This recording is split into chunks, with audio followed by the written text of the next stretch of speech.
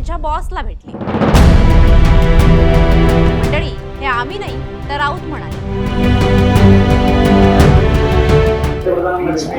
त्यांचे बॉस सुनील तटकरे यांचा पक्ष हा त्यांचा पक्ष आहे का नाही? हा शहा मोदींचा पक्ष आहे. ते बॉसला भेटले, त्यात नवीन काय? आता आमचे बॉस कोण आहेत? आमचे बॉस उद्धव ठाकरे. आम्ही त्यांना भेटणार ना, आम्ही काय मोदी शहाना भेटणार? ज्या मोदींचा राऊतांनी बॉस उल्लेख केलाय त्याच बॉसला काही दिवस आधीच शरद पवार भेटलेत.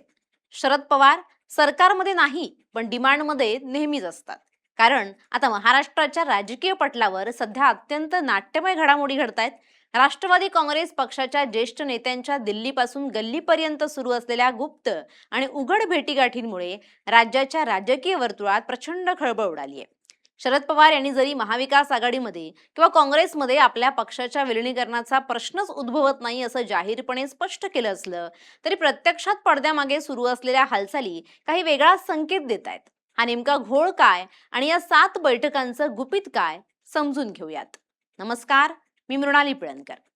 एका बाजूला पक्षाचं विलिनीकरण नाकारायचं आणि दुसऱ्या बाजूला भारतीय जनता पक्षाच्या सर्वोच्च नेतृत्वाशी सातत्याने संपर्क साधायचा, या दुहेरी भूमिकेमुळे भुवया उंचावल्यात.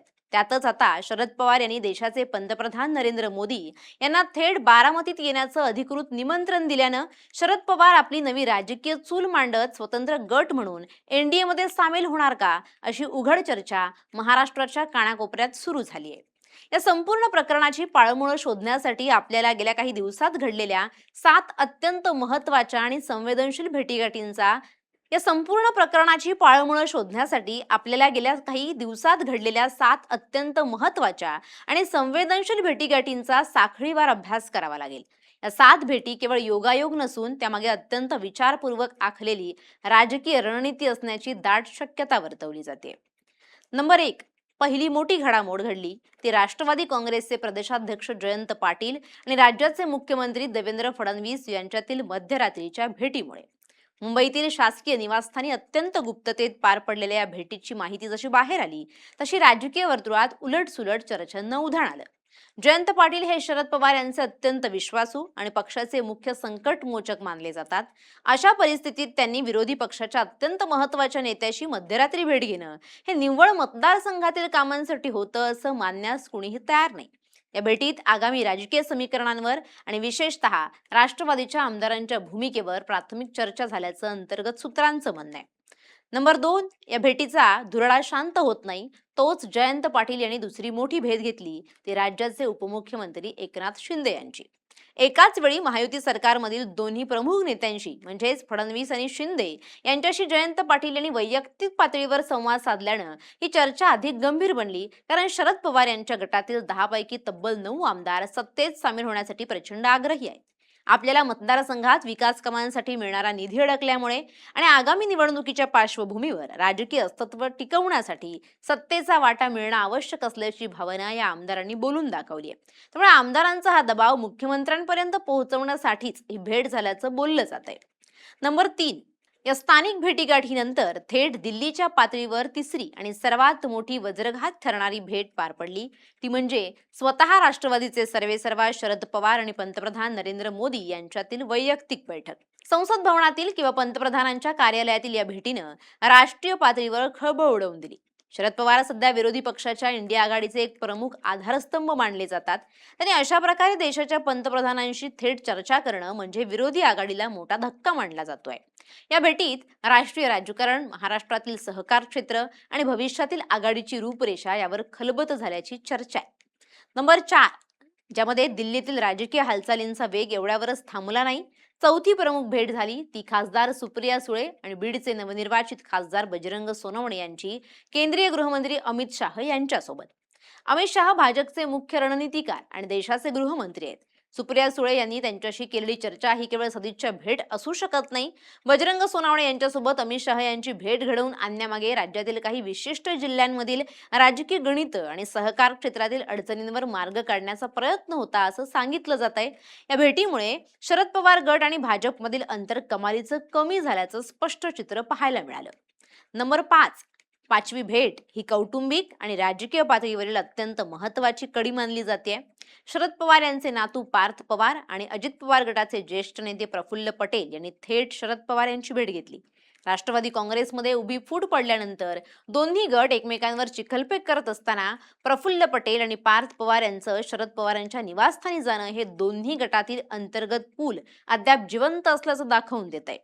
राष्ट्रवादीचे दोन्ही गट पुन्हा एकत्र येऊन महायुती किंवा एनडीएचा भाग बनू शकतात का, यावर या बैठकीत चाचपणी झाल्याचा संशय राजकीय वर्तुळात व्यक्त केला जातोय.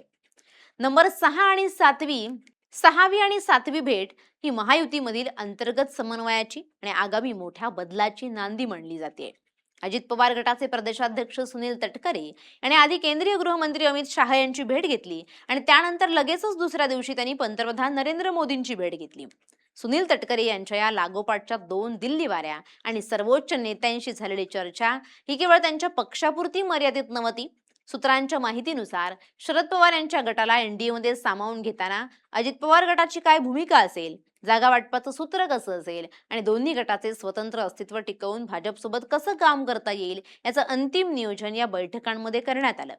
या सर्व 7 मोठ्या भेटीगाठींच्या पार्श्वभूमीवर आता सर्वात मोठा प्रश्न उपस्थित होतो की शरद पवार यांनी जर काँग्रेससोबत विलिनीकरण पूर्णपणे नाकारलंय तर मग या सगळ्या घडामोडींचा नेमका अर्थ काय? शरद पवार हे अत्यंत धूर्त आणि दीर्घ पल्ल्याचा विचार करणारे राजकारणी आहेत. शरद पवारांनी विलिनीकरणाचा प्रश्नच नाही असं म्हणून त्यांनी स्वतःचं स्वतंत्र अस्तित्व आणि तुतारी हे पक्षचिन्ह कायम राखलंय. काँग्रेसमध्ये विलिनीकरण केलं असतं तर राष्ट्रवादीचं अस्तित्व संपलं असतं आणि सर्व निर्णय दिल्लीतून आले असते. शरद पवार यांना आपल्या पक्षाची स्वायत्तता कोणत्याही दावणीला बांधायची नाही, त्यामुळे विलिनीकरण नाकारणं ही त्यांची राजकीय मजबुरी नसून स्वतंत्र बाणा टिकवून ठेवण्याची रणनीती आहे. परंतु स्वतंत्र राहून आगामी निवडणुका स्वबळावर लढणं किंवा केवळ विरोधी पक्षात बसणं आता पक्षातील आमदारांना मान्य नाहीये. राष्ट्रवादीच्या आमदारांचा आणि खासदारांचा एक मोठा गट सध्या एनडीए म्हणजेच भाजपच्या नेतृत्वाखालील आघाडीसोबत जाण्यास अनुकूल आहे. पक्षांतर्गत बैठकीस एनडीएला थेट पाठिंबा द्यायचा की बाहेरून मदत करायची याबाबत ज्येष्ठ नेत्यांकडून आमदारांची मतं जाणून घेतली जात आहेत. जर शरद पवार स्वतंत्र गट म्हणून एनडीए मध्ये सामील झाले तर त्यांना केंद्रात आणि राज्यात मोठी सत्ता मिळण्याची दारं खुली होतील.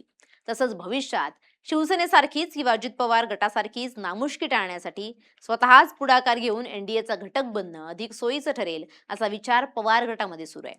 यातच आणखी एक अत्यंत महत्वाची आणि सध्या सर्वात जास्त चर्चिली जाणारी घडामोड म्हणजे शरद पवार यांनी पंतप्रधान नरेंद्र मोदी यांना बारामतीमध्ये येण्याचं दिलेलं थेट निमंत्रण होय. पुण्यातील बारामती येथे शरद पवार यांच्या नेतृत्वाखाली चालणाऱ्या प्रसिद्ध विद्या प्रतिष्ठान या शैक्षणिक संस्थेच्या आवारात नवनिर्मित प्रेरणास्थल या वास्तूचं काम पूर्ण झालंय. या भव्य वास्तूमध्ये भगवान बुद्ध, छत्रपती शिवाजी महाराज, राजर्षी शाहू महाराज, महात्मा ज्योतिराव फुले, डॉक्टर बाबासाहेब आंबेडकर यांच्यासारख्या महामानवांच्या जीवनकार्यांचा वेध घेणारा संग्रहालय आणि योग केंद्र उभारण्यात आलंय. संस्थेच्या विश्वस्तांनी या प्रेरणास्थळाच्या उद्घाटनासाठी पंतप्रधान मोदींना आमंत्रित करण्याची गळ शरद पवारांना घातली. त्यावर पवारांनी तात्काळ संमती दर्शवत आपण स्वतः पंतप्रधानांची वेळ घेऊन त्यांना बारामतीत येण्याचं निमंत्रण देऊ असं आश्वासन दिलंय. पंतप्रधान मोदींना बारामतीत बोलवण्यामागे केवळ एका वास्तूचं उद्घाटन हाच हेतू नाही, तर त्यामागे खूप मोठा राजकीय संदेश दडलाय. यापूर्वीही 2015 मध्ये पंतप्रधान मोदी बारामतीत आले होते, तेव्हा त्यांनी शरद पवार हे आपले राजकीय गुरु असल्याचं आणि राजकारणात त्यांनी बोट धरून चालायला शिकवल्याचं जाहीर विधान केलं होतं. आता पुन्हा एकदा तोच इतिहास डोळ्यासमोर आणून वैयक्तिक संबंधांचा वापर करत राजकीय तणाव कमी करण्याचा हा पवारांचा प्रयत्न आहे. 2 ऑक्टोबर रोजी महात्मा गांधी जयंतीच्या मुहूर्तावर किंवा ऑक्टोबर महिन्याच्या मध्यात या कार्यक्रमाचं आयोजन करून नरेंद्र मोदींच्या हस्ते या वास्तूचं अनावरण व्हावं यासाठी पवारांकडून विशेष प्रयत्न सुरू आहे.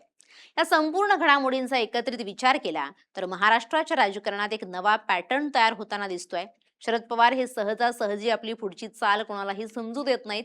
एका बाजूला ते विरोधी पक्षात राहून महाविकास आघाडी मजबूत असल्याचं भासवतायत, तर दुसऱ्या बाजूला त्यांच्या पक्षाचे सर्व प्रमुख नेते थेट सत्तेच्या सर्वोच्च शिखरांशी संधान बांधून आहेत. विलिनीकरणाला नकार देऊन त्यांनी पक्षाचं स्वतंत्र अस्तित्व राखलंय, जेणेकरून भविष्यात जर एनडीए सोबत जाण्याची वेळ आलीच तर एक मजबूत आणि स्वतंत्र पक्ष म्हणून सौदेबाजी करता येईल.